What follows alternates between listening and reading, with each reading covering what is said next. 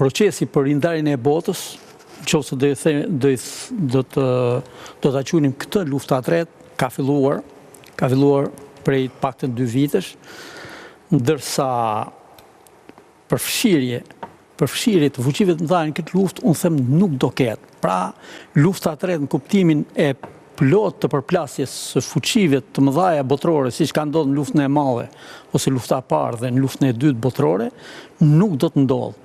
Por do të ketë një kombinim mes forcës dhe përmjet tyre betejave dhe luftrave rajonale, duke u korrektuar gjithçka dhe duke qenë në marrëveshje me fuqitë e mëdha. Ju tha Trumpi pse kërkoi 2 javë. 2 javë. Unë mendoj që Trump e bëri për 2 arsye kryesore. E para, pati një qëndrim të Rusisë edhe të Kinës në lidhje me përplasjen direkte të Shtetit të Bashkuar të Amerikës, duke refuzuar, duke mos e pranuar këtë si normale, përplasjen e Shtetit të Bashkuar të Amerikës me Iranin, ndërsa tjetra unë them që ka ndikuar dhe ka inkurajuar Trumpin që të falë 2 javë, është edhe besimi që ai ka në një përfundim pozitiv të betejës Izrael. Nuk është një fillim kohë taktike, nuk është një strategji taktike, si thot Goxha, si thot edhe Kisaf. Duhet të saksojmë gjë që termini anglisht i dhënësës ishte brenda 2 javëve. Unë them që këto 2 javë, ishte brenda 2 javëve.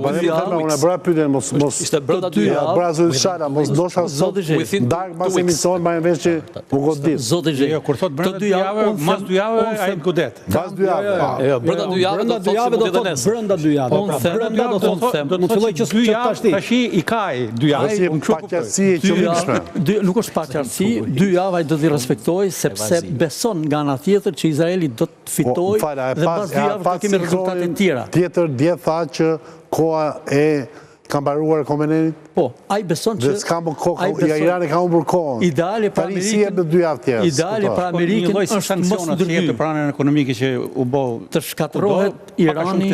Kjo do ishte ideale për Amerikën, të shkatërrohet Irani vetëm nga Izraeli. Po pra, po don atë kombinacioni se Irani është pjesë e BRICS-it, kombinacioni ndërhyrjes Kinës, kombinacioni ndërhyrjes Rusisë, Tokos, Pakistani që ka thonë që do t'i dhurojë bombë atomike për vetëmbrojtje. Sa dhe diçka Trump. Korea e Veriut gjithashtu tani prit se kanë dhe pak faktor këta. Sa dhe diçka Trumpi që ne mund si alternativë, pra nëse nuk do ndërhyjmë, mund t'i japim armët e duhura Izraelit për ta bërë ai atë punë. Edhe këtë e tha.